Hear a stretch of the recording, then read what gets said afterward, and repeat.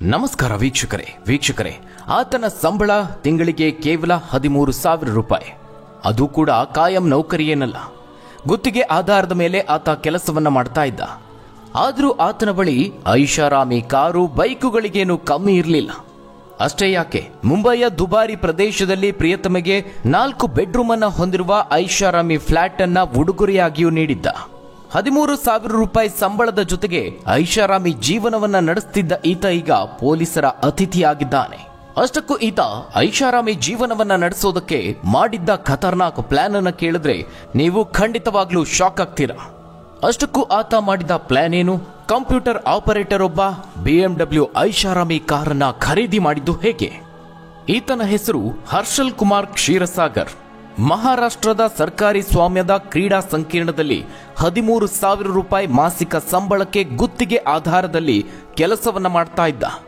ಈತ computer operator ಆಗಿ ಕೆಲಸಕ್ಕೆ ಸೇರಿಕೊಂಡಿದ್ದ. ಈತ ಅಲ್ಲಿ ಕೆಲಸ ಮಾಡಿದ್ದುಕೊಂಡೇ ಬರೋಬ್ಬರಿ 21 ಕೋಟಿ ರೂಪಾಯಿಗಳ ಬೃಹತ್ ಮೊತ್ತವನ್ನೇ ದೋಚಿದ್ದಾನೆ. ಅಂದ್ರೆ ಅದು ಸರ್ಕಾರಿ ಹಣ. ಈ ಒಂದು ಹಣದಲ್ಲಿ ತನ್ನ ಗೆಳತಿಗೆ ಐಷಾರಾಮಿ ಕಾರು ಹಾಗೆ 4 BHK ಫ್ಲಾಟ್ ಅನ್ನ ಖರೀದಿ ಮಾಡಲು ಬಳಸಿಕೊಂಡಿದ್ದಾನೆ. ಈ ವಿಭಾಗೀಯ ಕ್ರೀಡಾ ಸಂಕೀರ್ಣ ಇರೋದು ಛತ್ರಪತಿ ಸಂಭಾಜಿನಗರದಲ್ಲಿ.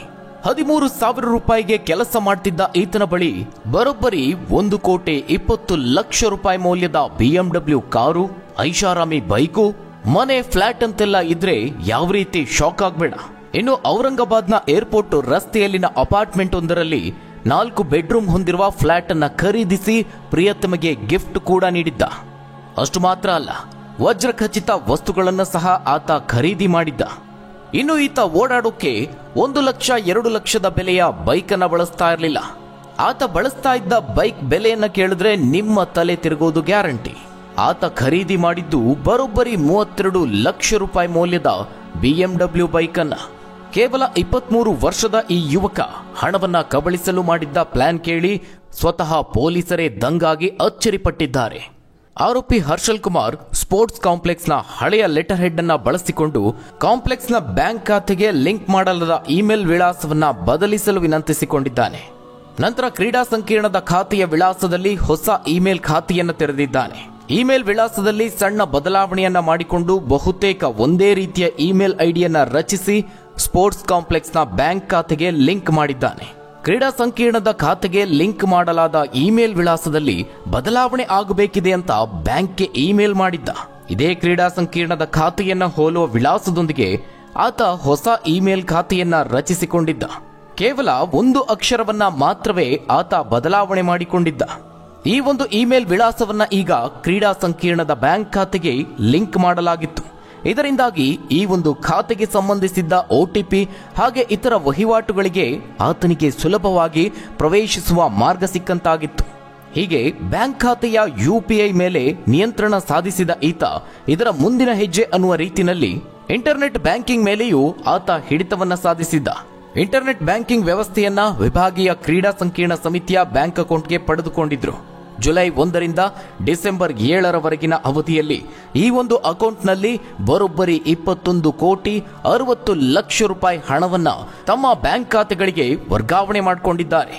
ಇಲ್ಲಿಯೂ ಸಹ ವಿವಿಧ 13 ಬ್ಯಾಂಕ್ ಅಕೌಂಟ್ಗಳಿಗೆ ವರ್ಗಾವಣೆ ಮಾಡಿಕೊಂಡಿದ್ದಾರೆ. ಇದೇ ಹಣವನ್ನ ಆತ ತನ್ನ ಐಷಾರಾಮಿ ಜೀವನಕ್ಕೆ ಬಳಸಿಕೊಂಡಿದ್ದ.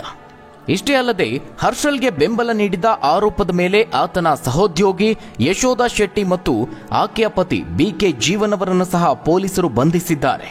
ಈ ಒಂದು ಹಗರಣದಲ್ಲಿ ಭಾಗಿಯಾದ ಮಹಿಳಾ ಗುತ್ತಿಗೆ ನೌಕರೆ ಯಶೋಧ ಶೆಟ್ಟಿಯವರ ಪತಿ 35 ಲಕ್ಷ ರೂಪಾಯಿ ಮೌಲ್ಯದ SUVಯನ್ನ ಖರೀದಿ ಮಾಡಿದ್ದಾರೆ.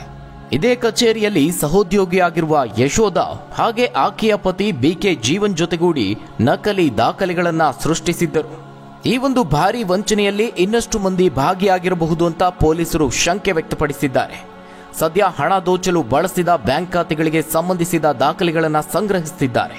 ದೋಚಿದ್ದ ಹಣದಲ್ಲಿ ಖರೀದಿ ಮಾಡಿದ್ದ ಐಷಾರಾಮಿ ವಾಹನಗಳನ್ನು ವಶಪಡಿಸಿಕೊಳ್ಳಲಾಗಿದೆ. ಕ್ರೀಡಾ ಇಲಾಖೆಯ ಅಧಿಕಾರಿಯೊಬ್ಬರು ಹಣಕಾಸಿನ ಅವ್ಯವಹಾರವನ್ನ ಗಮನಿಸಿ ದೂರು ದಾಖಲಿಸಿದಾಗ ಈ ಒಂದು ಮಹಾ ಹಗರಣ ಬೆಳಕಿಗೆ ಬಂದಿದೆ ಅಂತ ಪೊಲೀಸರು ತಿಳಿಸಿದ್ದಾರೆ. FIRನಲ್ಲಿ ಈವರೆಗೆ 3ರನ್ನ ಹೆಸರಿಸಲಾಗಿದೆ. ಪೊಲೀಸ್ ತನಿಖೆಯಲ್ಲಿ ಹಲವು ಶಾಕಿಂಗ್ ಅಂಶಗಳು ಬಯಲಾಗಿದೆ. ಒಟ್ಟಾರೆಯಾಗಿ 6 ತಿಂಗಳ ಹಿಂದೆ ನಡೆದಿದ್ದ ಈ ಒಂದು ಅಕ್ರಮ ವಹಿವಾಟು ಈಗ ಬೆಳಕಿಗೆ ಬಂದಂತಾಗಿದೆ. ಹಾಗಾದ್ರೆ ವೀಕ್ಷಕರೇ, ಈ ಗುತ್ತಿಗೆ ನೌಕರನ ಖತರ್ನಾಕ್ ಪ್ಲಾನ್ ಬಗ್ಗೆ ನೀವೇನಂತೀರಾ? ನಿಮ್ಮ ಅನಿಸಿಕೆ ಅಭಿಪ್ರಾಯವನ್ನ ಕಮೆಂಟ್ ಮೂಲಕವಾಗಿ ತಿಳಿಸಿ. ಧನ್ಯವಾದಗಳು.